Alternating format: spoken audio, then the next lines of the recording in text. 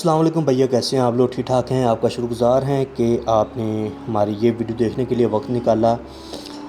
چلیے سٹارٹ کرتے ہیں، اور اگر آپ چینل پہ نہیں ہیں تو چینل کو سبسکرائب کر لیجئے تاکہ اس طرح کی مزید سٹوریز آپ تک پہنچتی رہیں، اور ہمیں کمنٹ میں لازمی بتایا کریں کہ آپ کو ہماری سٹوریز کیسی لگتی ہیں، اور اگر آپ کو سٹوریز اچھی لگتی ہیں تو کمنٹ، لائک اور سبسکرائب کرنا مت بھولیں۔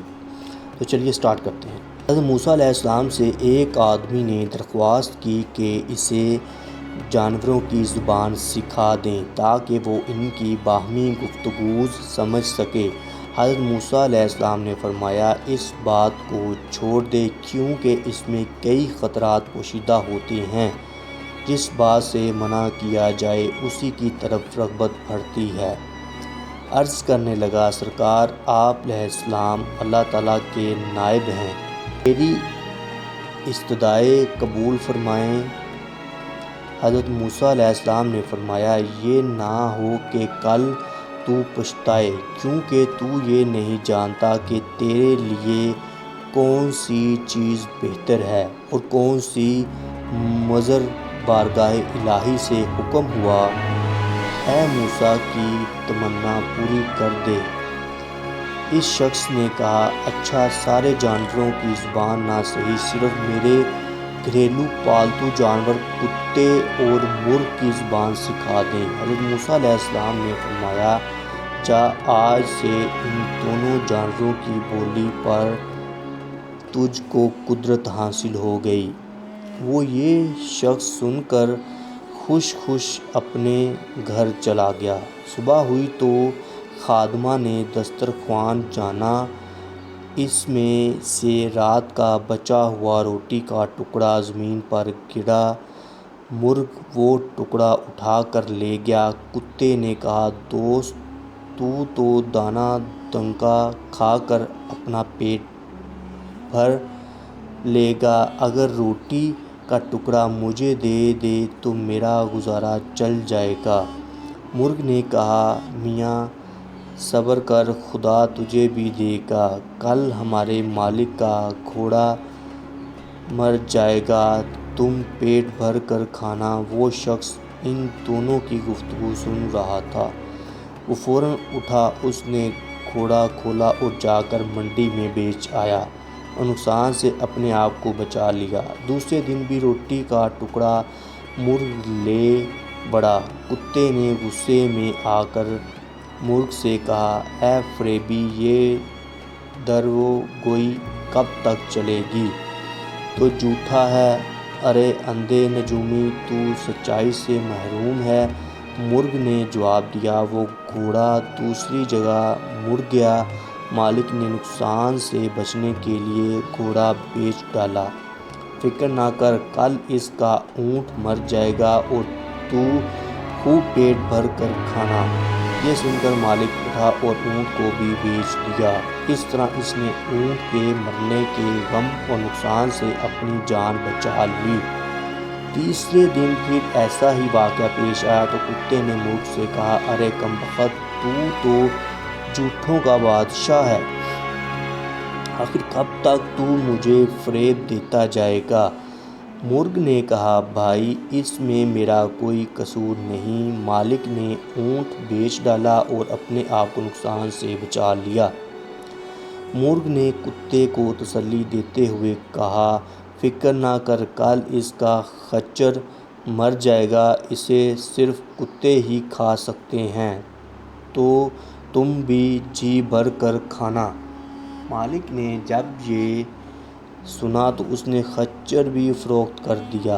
مالک اپنی ہوشیاری پر بے حد خوش تھا کہ وہ یکے بعد دیگرے 3 حادثوں سے بچ گیا، اور کہنے لگا، جب سے میں نے مرغ اور کتے کی زبان سیکھی ہے، قضاء و قدر کا رخ پھیر دیا ہے۔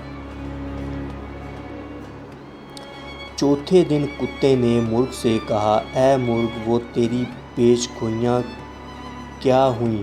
یہ تیری مکاری اور جھوٹ کب تک چلے گا؟ مرغ نے کہا، توبہ توبہ، یہ غیر ممکن ہے کہ میں یا میرا کوئی ہم جنس جھوٹ بولے، ہماری قوم تو موزن کی طرح راستگو ہے۔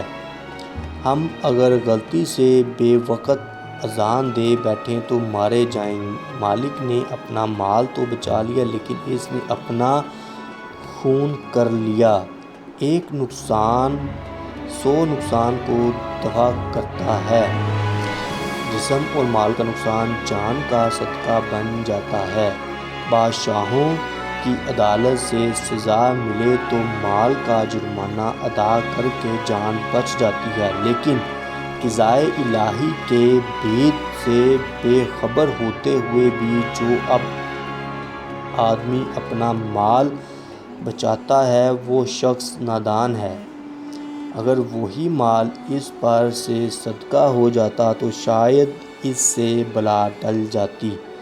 اب کل یقیناً مالک خود مر جائے گا، اس کے وارث اس کی وفات پر گائے ذبح کریں گے، بس پھر تمہارے وارے نیارے ہیں۔ گھوڑے، اونٹ اور خچر کی موت اس نادان کی جان کا صدقہ تھی۔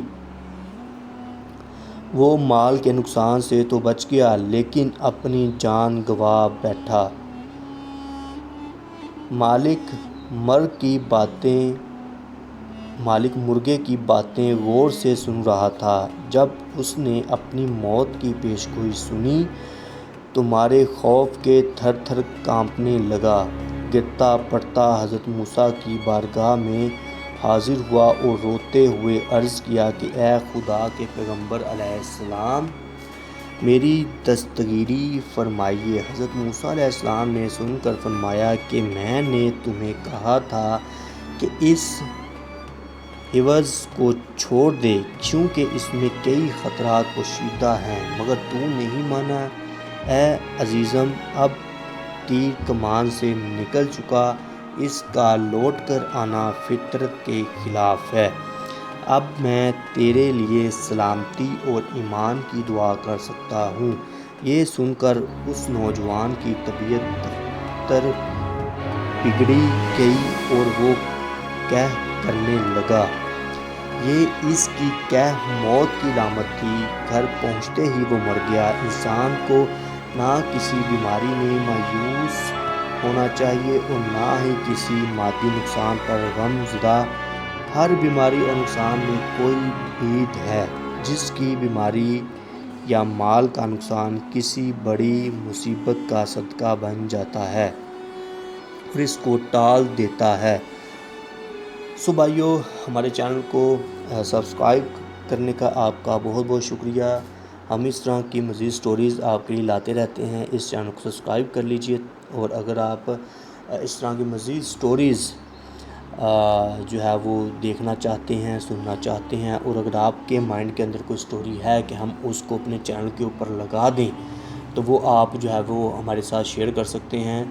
آپ کامنٹ کیجئے، ہم آپ کو اس کا رپلائی دیں گے۔ ایک لنک کے تھرو آپ جو ہے وہ سٹوری ہمارے تک پہنچا سکتے ہیں، پھر ہم اس کو اسی طرح سے پبلش کر دیں گے۔